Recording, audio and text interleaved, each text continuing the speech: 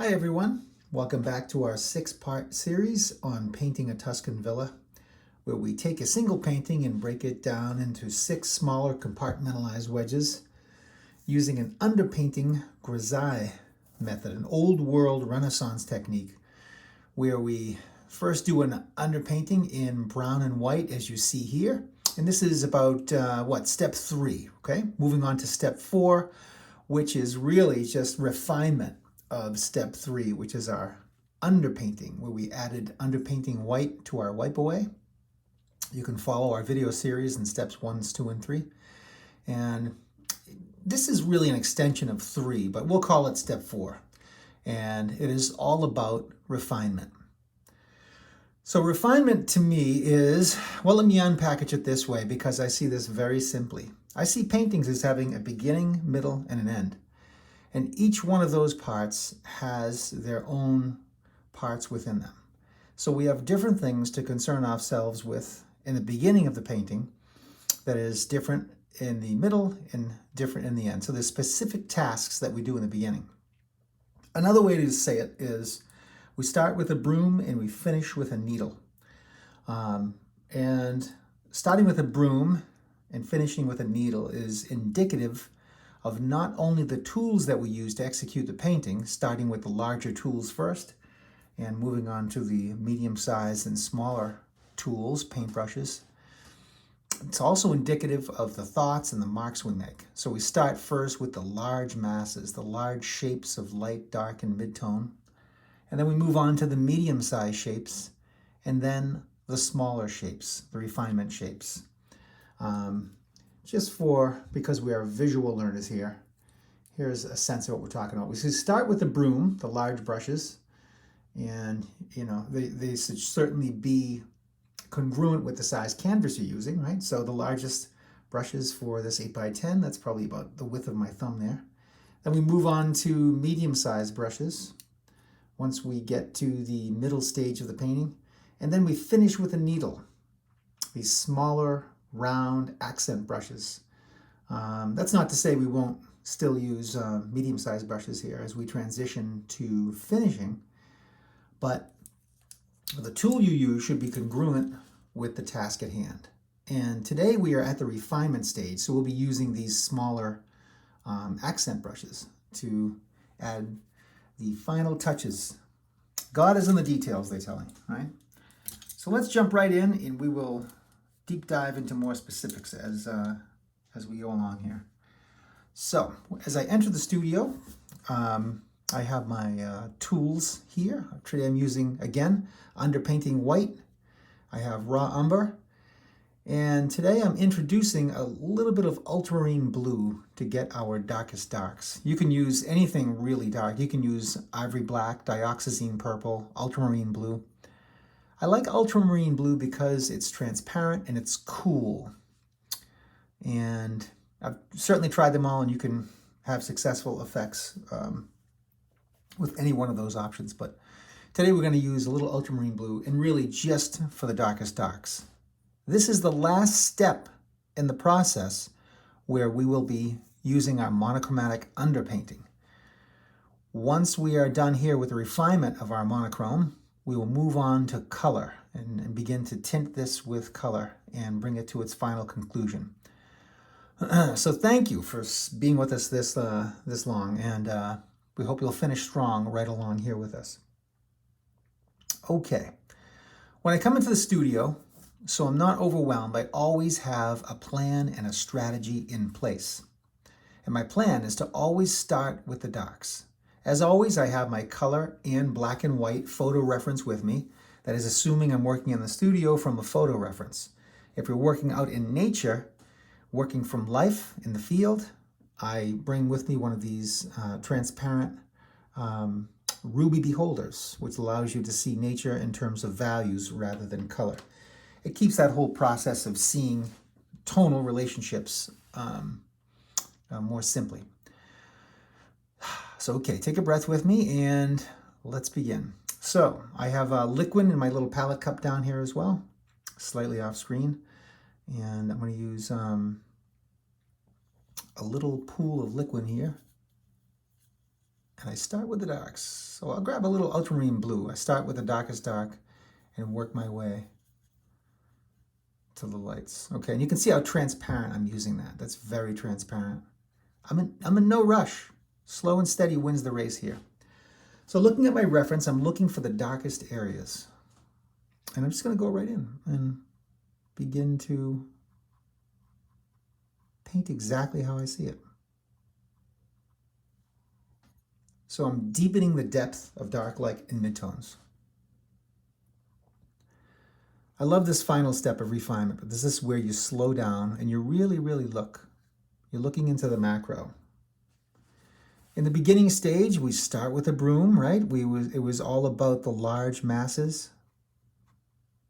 And this is really about finishing with a needle. Start with a broom, finish with a needle, or start with a dog and finish with the flea. So as I make these marks here, I'm also thinking about the texture of, say for example, there's vines on the side of this building. So I will try to introduce the idea of some texture of those vines. Again, working very thinly.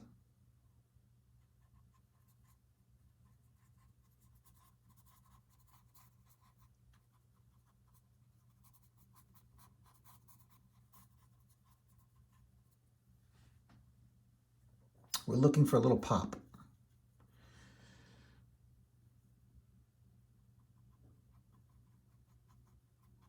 Very meditative, very relaxing. But also painting with intent.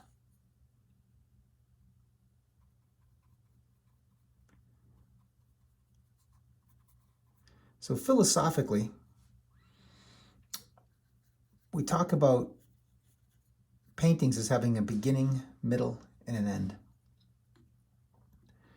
And I think it's helpful that we give our brains these ways to simplify the more difficult task of completing a painting by simplifying it in terms of it having a beginning, middle, and an end.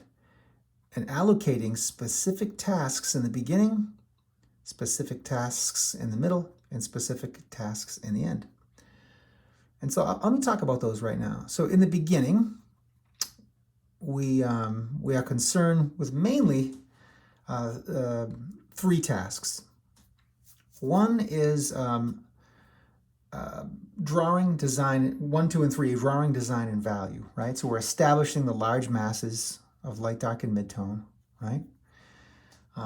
We do our 2-dimensional linear drawing. And then we fill it in with large masses of light, dark, and midtone. So those are essentially the tasks in the beginning of the painting.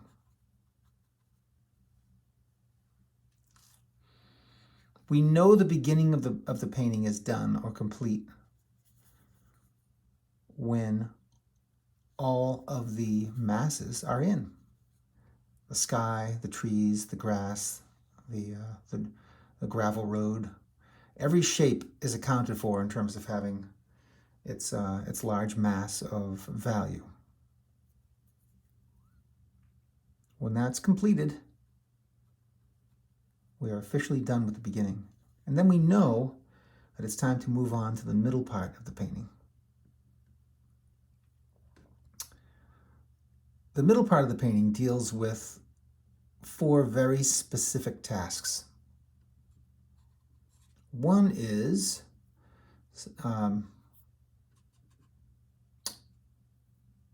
adjusting the value shapes, the tonal relationships, right?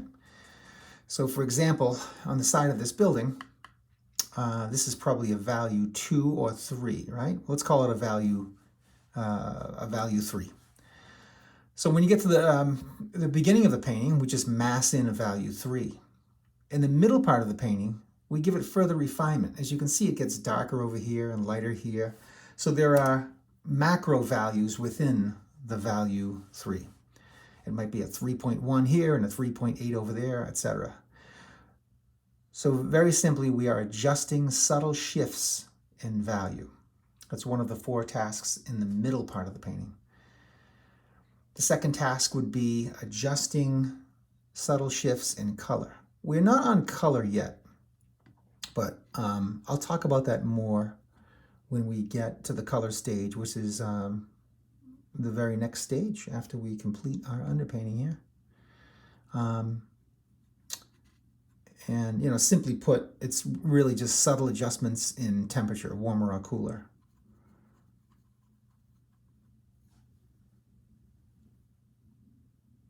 Number 3 would be adjustments of chroma, which is also another issue of color, which we'll get into again more once we talk more in depth about color.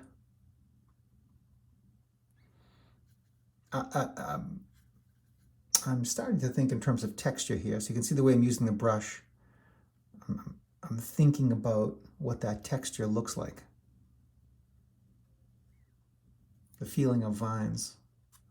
I want to reserve my texture mostly to the foreground, middle ground. As I get to the background, you'll see I will use less and less texture or fewer marks. Silhouette or flatter shapes are reserved for the back of the painting or the background. Texture comes forward. The absence or recession of texture recedes, right? So flatter things, flatter shapes recede in the background. And textural stuff comes forward. Okay, we were talking about the middle part of the painting. So in the middle part of the painting, there are 4 tasks that we deal with specifically. 1 is the refinement of values. 2 is the adjustment of color temperature. 3 is the adjustment of chroma, rich colors, right? Chromatic color is the high saturation of color, so we adjust saturation. And the last, again, we'll deal with that later when we talk about color more in depth.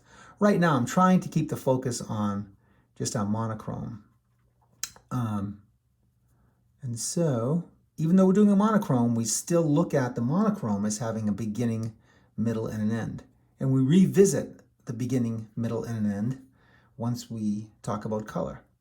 But okay, just to stay focused, the 4th task in the middle of the painting is edges, the slight adjustment of edges. And if you remember, there are 3 types of edges: hard edges, soft edges, and lost and found edges.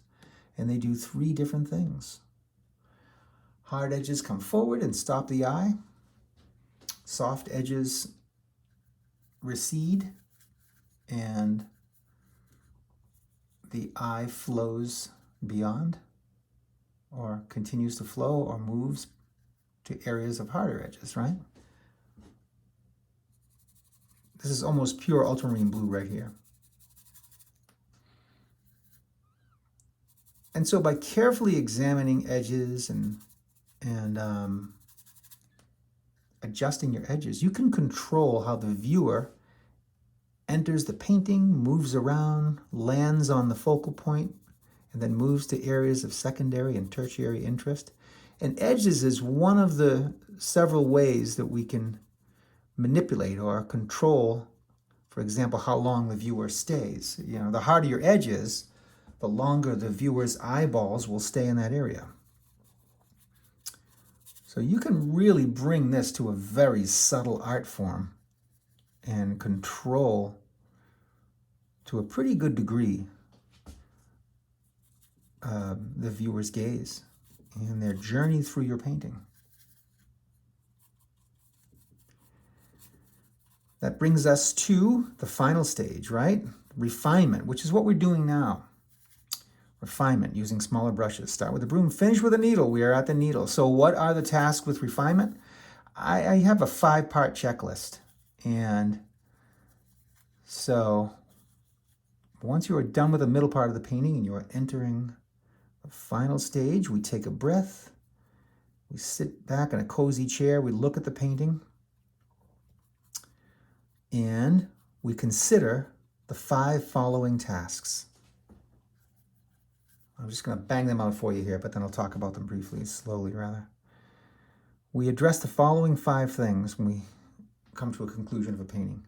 The darkest darks, the lightest lights, the most chromatic color, a dressing of the edges, and then the last one, the fifth one, is asking a question. Has my painting arrived at its original intent?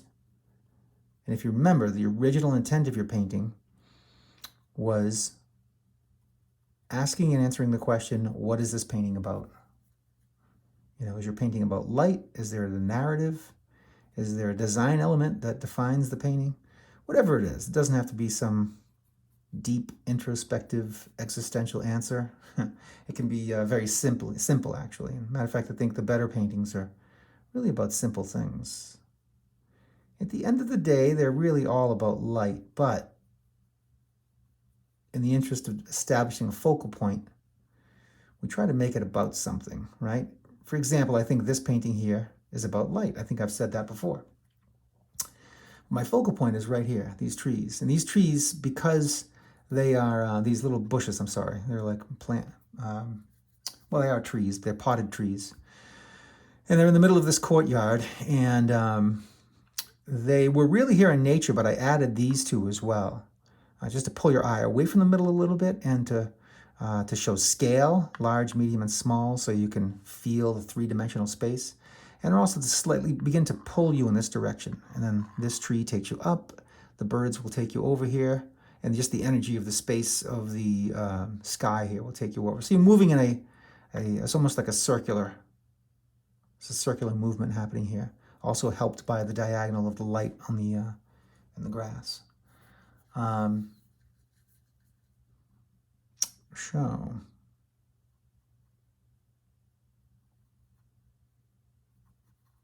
further reinforcing this focal point by making sure there's high contrast here.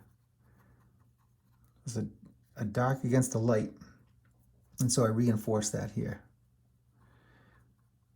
But at this point at the accent stage, I'm pretty much beginning or already have departed from my photo reference. I still will eyeball it every now and then, but at this point, I'm beginning to bridge my reference with just my artistic sensibilities and my thoughts and ideas and what I think will just make good painting. Or I ask the bigger question, what does the painting need, right? And just so I'm speaking in concrete terms here and not getting off on ambiguous art speak. What does this painting need? Well, let me be very specific. This painting is about the light. This is my focal point. So to me, what this needs is a little more pop. Refinement is about the pop. And so what this painting needs, in my view, is some more darks behind this to make it pop. And so I don't have to look at the photo reference to know that or to desire that, to desire to reinforce my focal point. So I know that I want the contrast to be greater here. So without looking at any photo reference at all, I would just kind of begin to make that happen. That's what we mean specifically when we ask, what does this painting need, right?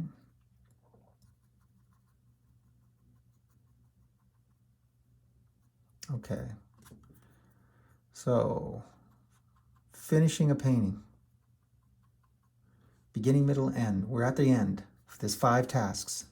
Darkest dark, lightest light, most chromatic color, adjusting of the edges, and answering the big question, has my painting arrived at its original intent? And its original intent was asking and answering the question, what is this painting about? And honestly, at this point, I do think it has arrived there. I think refinement is about reinforcing that and adding the poetry, adding, not the detail is, I'm very cautious when I use the word detail because it's not my plan to create minions or tight painters. You can adopt this painting technique and be very loose. So it's not about being tight. Not about being tight at all.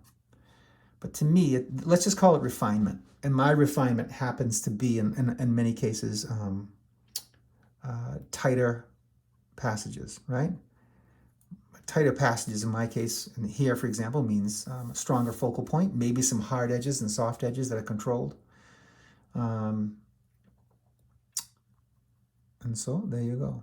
So darkest dark is simply that. I look at my photo reference, or I, in this case, asking the question, what does this painting need? Well, it needs a nice little dark right there to make it pop. Contrast is one of the elements that makes things pop. You know, it's probably the most significant element we can use. You know, this the wider the gap between dark and light, the more it's going to attract your eye, your gaze. The louder it's going to speak. And so we look at the painting and we look for the darkest dark. We look at the reference rather than we look at the painting. And we're taking stock, you know. Is my darkest dark where it should be in the reference?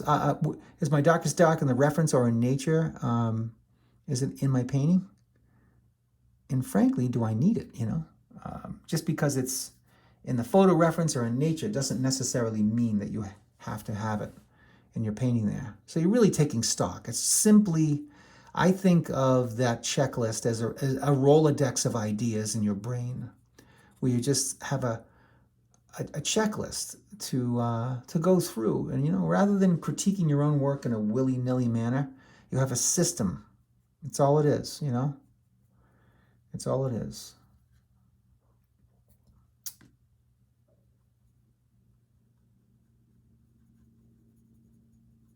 After darkest darks, we observe the lightest lights, and we look around the painting and we take stock of where the lightest lights are. Take a look at this painting. Where are they, right? We have them right here. That's probably the most important one. We have lights in the road, some lights here coming from the setting sun or rising sun off screen, I guess, as it were. And it's hitting some of these notes as well. So you're looking around, you're taking stock, and you're asking yourself as a painter, can I make this painting, can I enhance this painting, or can I improve the painting or improve my poetic intent by darkening something or lightening something, right? So that's all it is. Darkest dark, lightest light, most chromatic color. And then onward we go up the list, most chromatic color. So it's really an opportunity to address all your color, really. By taking note of your most chromatic color, you have somewhere to begin. We can see the darkest dark, the lightest light, and the most chromatic color more readily than middle tone ranges or color that is not the most chromatic. So we see chroma before we see anything else. We see the darkest darks before anything else. We see lightest lights before anything else. And so for that reason, we sort of start there. But we're just going through the Rolodex. And it gives us a plan and a strategy. And then, of course, we address the edges. Hard, soft, lost, and found. And there you go. And we slowly carve our way through the painting with a plan, because it's better to paint with intent rather than by accident.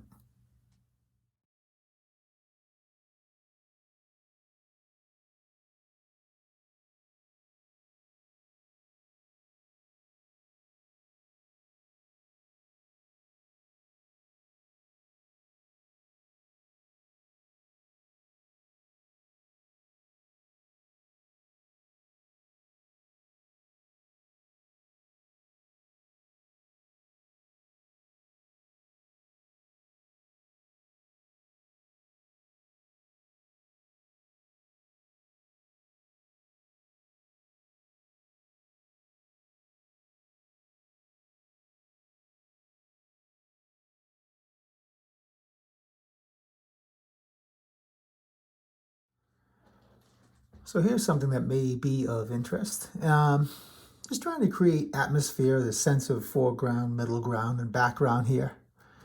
And so I am mixing a little underpainting white, a little raw umber. It may be a pinch of ultramarine blue just on the brush there. And I've got some liquid. It's very thin. You can see how I'm using the paint here. Look how thin that is, right? I never really use thick paint. shouldn't say never, but at this point I'm slowly developing. And I'm going to push this tree back just a little bit and make it feel like there's more water particles between our eyes. So I'm just tickling on a little veil. See that? It's a very soft synthetic brush. The hairs are, well, a lot of people would throw this brush out, but it's perfect for things like this, you know? And I'm paying close attention to the softness of the edges. And it's almost a lost and found edge, almost, where you're not sure where the sky begins and the tree ends, or vice versa. And it just helps me to sort of manipulate this row of trees back there. I'm going for a very specific dreamlike kind of space here. This is my idealistic Italy. And it's dreamy to me, you know, and magical. And so, I don't know, I guess I want to get that feel. But soft edges recede. As things go back in space, they get lighter and cooler. So there you go. Just a touch of the brush, slight manipulation of the brush, right? Softening edges and creating like a milky-like atmosphere on those distant trees.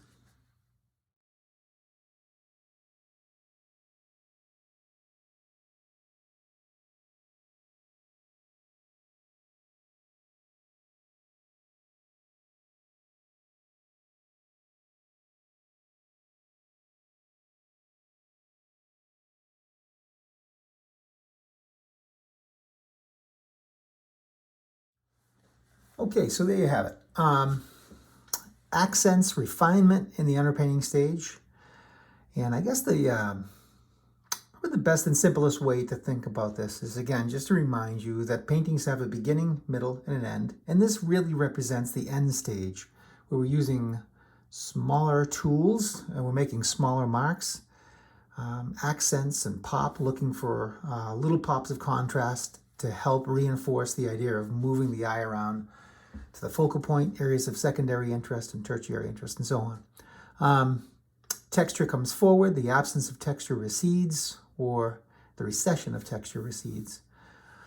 Your 5-part checklist, or the Rolodex of ideas that should scroll through your head when you're finishing a painting, are the following. You're addressing essentially the darkest darks, the lightest lights, the most chromatic color, addressing of the edges. Remember, there are three types of edges: hard, soft, lost, and found. And then the 5th one is answering the first question.